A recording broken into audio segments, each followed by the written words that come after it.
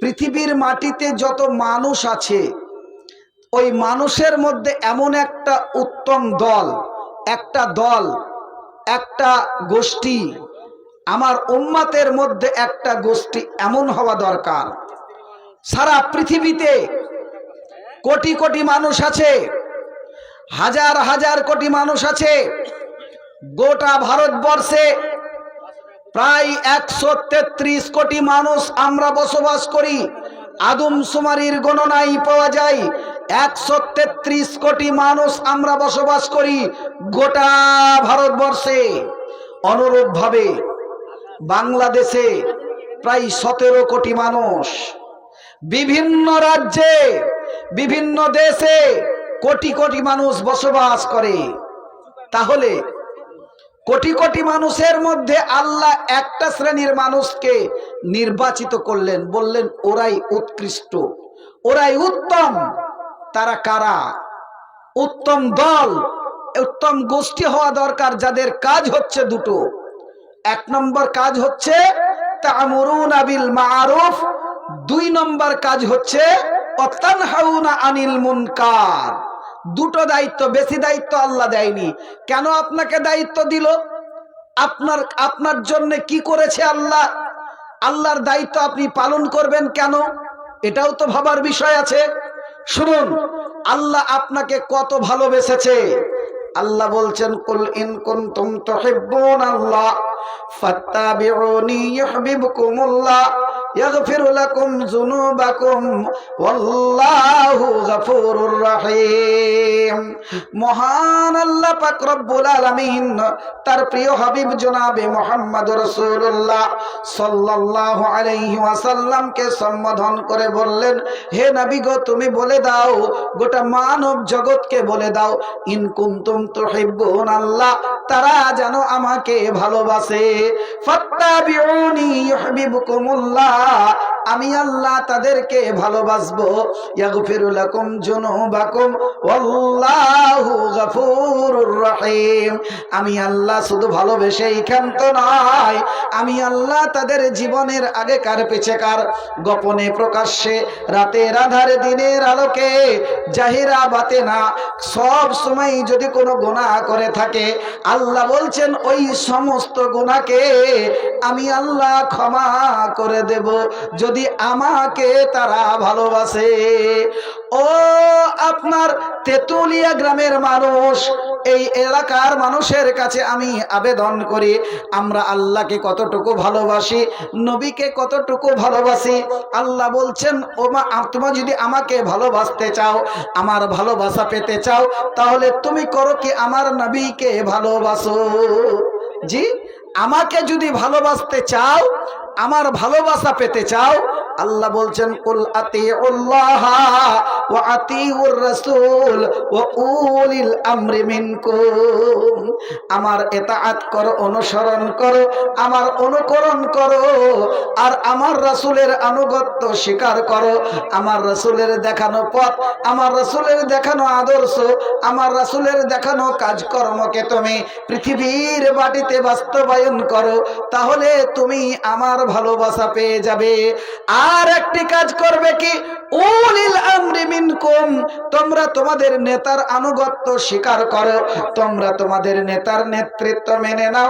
যদি সেই নেতা তোমার ইমানদার হয়, যদি নেতা তোমার ভালো হয়, ওই নেতা তোমার যদি সঠিক রাস্তা দেখায়, তাহলে তুমি ওই নেতার আনুগত্য স্বীকার করো। জি, তাহলে দুটি কাজ আল্লাহ বললে, তুমি যদি আমাকে ভালোবাসতে চাও, তাহলে আমার প্রিয় হতে চাও, আমার আনুগত্য আমাকে পেতে চাও, তাহলে তুমি করো কি, আমার রাসূলের আনুগত্য স্বীকার করো, আমার রাসূলের দেখানো পথ মেনে নাও, আর সেই সঙ্গে তুমি তোমার যে নেতা, যাকে নেতা নির্বাচন করেছো, সেই নেতার আনুগত্য স্বীকার করো, নেতার নেতৃত্ব মেনে নাও। বন্ধু, আজকে আমি আপনাকে রাজনৈতিক দলের নেতার কথা বলছি না, আপনাকে আপনার সমাজের নেতার কথা বলছি না, আপনাকে এই পৃথিবীর মাটিতে যারা অনইসলামিক কালচারে আকৃষ্ট হয়ে আপনার পৃথিবীর মাটিতে নিজের ক্ষমতা দখলের লড়াই করে, নিজের ক্ষমতা বজায় রাখার জন্য নেতৃত্ব দেয়, নিজের স্বার্থ সিদ্ধির জন্য নেতৃত্ব দেয়, এই নেতার কথা আল্লাহ বলেনি। আল্লাহ ওই নেতার কথা বলেছেন যেই নেতার কোনো স্বার্থ থাকবে না। স্বার্থ একটাই, সেই নেতার স্বার্থ একটাই জান্নাত, সেই নেতার স্বার্থ একটাই মানব কল্যাণ, সেই নেতার স্বার্থ একটাই মানুষকে পৃথিবীর বুকে নিরাপত্তা দান করা। বন্ধু আমার, ভাইরা আমার, আমি আপনাকে ওই নেতার আনুগত্য স্বীকার করার জন্য আপনার কাছে এখানে বলতে এসেছি, আপনি নেতা কাকে মানবেন, নেতা আপনার কে হবে, আপনি কার আনুগত্য স্বীকার করবেন। একটু আমরা যদি এখানে না উপস্থিত হই তাহলে আমার কথাটা আপনি বুঝতে পারবেন না। জি, আমি যে কথাটা আপনাকে আজকে বলবো সেই কথাটা যদি এই সামনে আমার না আসেন তাহলে আপনার মগজে ঢুকবে না, আপনার মাথায় ঢুকবে না, আপনি এর ভুল ব্যাখ্যা করবেন, অপব্যাখ্যা করবেন। অতএব আমি আরো একবার আহ্বান করছি, যারা এখনো পর্যন্ত বসে আছেন বিভিন্ন জায়গায়, আপনি একটু এই সভায় আসুন আমরা পর্যায়ক্রমে আলোচনা করি। দ্বিতীয়ত, এটা একটা মাদ্রাসা কেন্দ্রিক জালসা। যেদিন এই মাদ্রাসা প্রথম ভিত্তি স্থাপন হয়, উদ্বোধন হয়, সেই উদ্বোধনের দিনেও আমি এসেছিলাম। কেন জানেন? আমার এখানে স্টেজে যারা বসে আছে বা এই মাদ্রাসা পরিচালনা যারা করছে এরা আমার ছাত্র। এই মৃদাদপুর গ্রামের বা এই লালগোলা অত্র এলাকার বিভিন্ন জায়গার অনেক ছাত্র আমার আছে।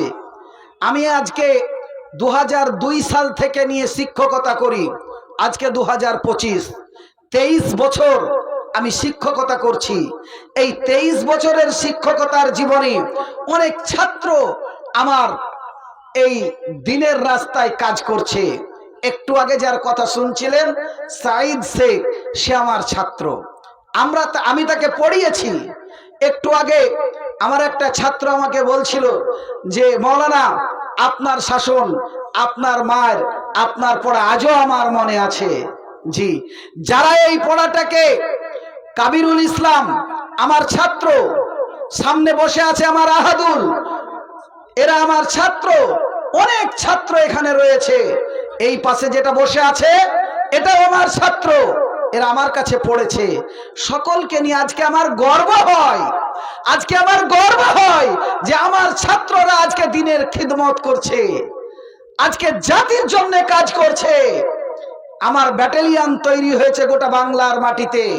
আমি যেদিকে যাই সেদিকে তাকাই, হাজারো ছাত্র আমার পাশে এসে দাঁড়িয়ে বলে, মৌলানা আমাকে চিনতে পারছেন? বয়স হয়েছে, খুব বেশি হয়েছে তাও বলবো না, 2-20 পার হয়েছে, অর্থাৎ 44 বছর বয়স আমার এখন চলছে।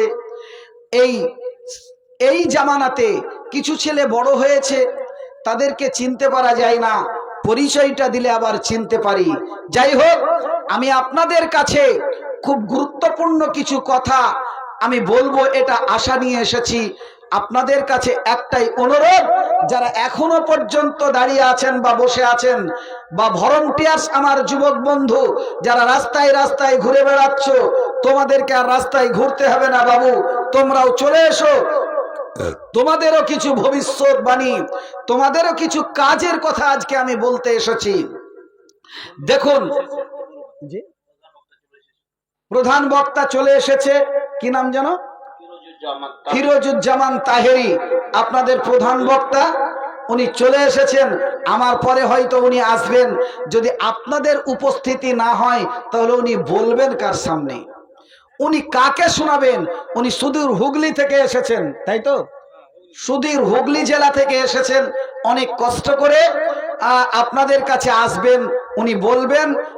আপনারা একটু তাড়াতাড়ি করে চলে আসুন।